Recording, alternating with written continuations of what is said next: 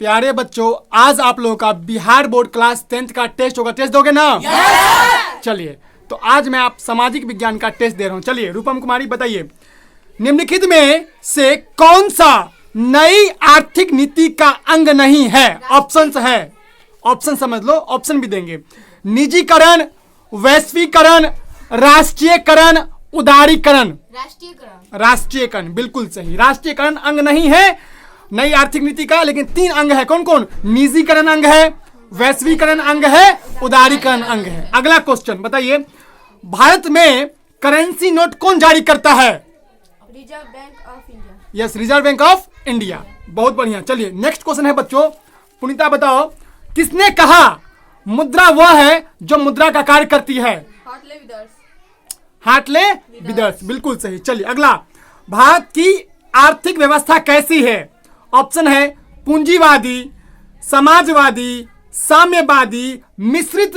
कैसा है अर्थव्यवस्था? मिश्रित बिल्कुल सही बच्चों। भारत की अर्थव्यवस्था है मिश्रित, और अमेरिका की और ऑस्ट्रेलिया का है पूंजीवादी। कैसा है? पूंजीवादी कहाँ का है? अमेरिका और ऑस्ट्रेलिया का पूंजीवादी। अब भारत में कैसा है? भारत में है मिश्रित। बहुत बढ़िया। चलिए अगला क्वेश्चन बच्चों बताना है। अगला क्वेश्चन बताना है, विकासशील देशों में कार्यशील जनसंख्या अधिकांश संलग्न है। क्वेश्चन समझो, विकासशील देश, जैसे भारत कैसा देश है? एक विकासशील देश है, और अमेरिका एक विकसित देश है। अमेरिका क्या है? विकसित, और भारत है एक विकासशील। तो विकासशील देशों में कार्यशील जनसंख्या अधिकांश संलग्न है। ऑप्शन है कृषि क्षेत्र में, औद्योगिक क्षेत्र में, सेवा क्षेत्र में, इनमें सभी। यस, कृषि क्षेत्र में बिल्कुल सही, कृषि क्षेत्र में है, बिल्कुल सही। चलो अगला, सीएम बताओ, इनमें कौन बहुराष्ट्रीय कंपनी है? Ford Motors, Samsung, Coca Cola, और इनमें सभी। इनमें सभी बिल्कुल सही उत्तर है। अगला क्वेश्चन, निम्नलिखित में कौन छोटे पैमाने का उद्योग है? खिलौना उद्योग। वाह, खिलौना उद्योग जानते हो? बच्चे छोटे छोटे खिलौना खेलते हैं। खिलौना क्या है? एकदम छोटे छोटे उद्योग है। अगला क्वेश्चन बच्चे बताइए, भारत का प्रथम तेल शोधक कारखाना कहाँ है? बोलो। ऑप्शन है मथुरा, बरौनी, डिगबोई, गुवाहाटी। बिल्कुल सही, डिगबोई। डिगबोई है असम राज्य में। डिगबोई कहाँ पे है? यहाँ पर सबसे पुराना तेल शोधक कारखाना है। सबसे पुराना तेल शोधक कारखाना है डिगबोई, जो कि असम राज्य में पड़ता है। अगला क्वेश्चन, निम्नलिखित में कौन कृषि पर आधारित नहीं है? कौन कृषि पर आधारित नहीं है? ऑप्शन समझो, चीनी उद्योग, कागज उद्योग, वस्त्र उद्योग, सीमेंट उद्योग।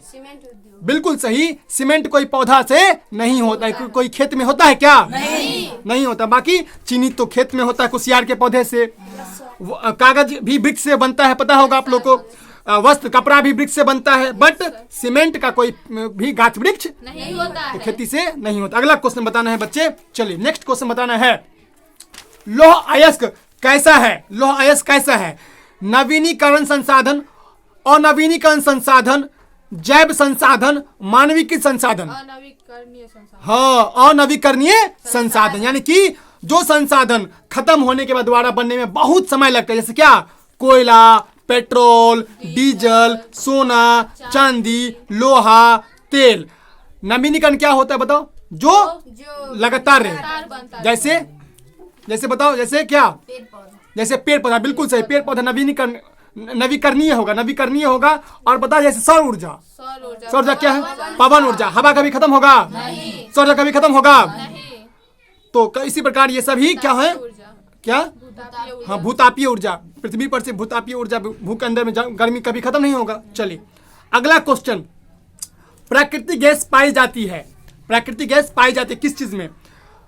यूरेनियम के साथ, कोयला के साथ, खनिज तेल के साथ, चूना पत्थर के साथ। खनिज तेल के साथ। बिल्कुल सही, खनिज तेल के साथ। बहुत ही सुंदर। अगला क्वेश्चन, निम्नलिखित में एशिया का सबसे बड़ा परमाणु विद्युत गृह कौन सा है? ऑप्शन है तारापुर, कल्पक्कम, नरौरा, कैगा। तारापुर बिल्कुल सही कहा। तारापुर जो है एशिया का सबसे बड़ा है। बिल्कुल सही। चलिए अगला क्वेश्चन बच्चे बताना है, निम्नलिखित उद्योगों में कौन सार्वजनिक क्षेत्र से संबंधित है? कौन सार्वजनिक क्षेत्र से है? ठीक है, सार्वजनिक सबके लिए है। ठीक है, ऑप्शन है जेके सीमेंट, टाटा लोहा इस्पात, और बोकारो लौह इस्पात उद्योग, रेमंड वस्त्र उद्योग। बोकारो लो यस, बोकारो लौह इस्पात उद्योग इसे किस देश ने बनाया था? रूस ने। किसने बताओ?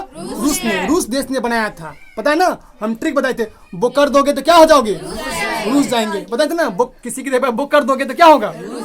उल्टी कर दोगे तो क्या होगा? रूस जाओगे। तो ये ट्रिक है, यह जो है सार्वजनिक क्षेत्र के लिए है। अगला क्वेश्चन, फाल्टा विशेष आर्थिक क्षेत्र कहाँ पे है? ऑप्शन है बिहार, पश्चिम बंगाल, बिहार, पश्चिम बंगाल, फिर बात करते हैं केरल, ओडिशा। पश्चिम बंगाल। पश्चिम बंगाल बिल्कुल सही उत्तर है। फाल्टा जो है वो पश्चिम बंगाल में है। अगला क्वेश्चन बताओ, नेक्स्ट क्वेश्चन है बच्चे, बताना है। अगला क्वेश्चन बताना है, बिहार में सर्वाधिक आबादी किस जिला में है? किस जिला में सबसे बेसी आबादी है? ऑप्शन भागलपुर, नालंदा, पटना, गया। पटना। बिल्कुल सही, पटना में सबसे बेसी जनसंख्या है। बिल्कुल सही। चलिए बताइए अगला क्वेश्चन, विश्व व्यापार संगठन का मुख्यालय कहाँ है? जनेवा। Geneva, Switzerland. बिल्कुल सही कहा, जिनेवा। क्या आप बता सकते हैं विश्व व्यापार संगठन की स्थापना कब हुई थी? बोलो, कोई बता सकते हो? विश्व व्यापार संगठन की स्थापना कब हुई थी? कोई बताओ, विश्व व्यापार संगठन की स्थापना कब हुई थी? 1920 में।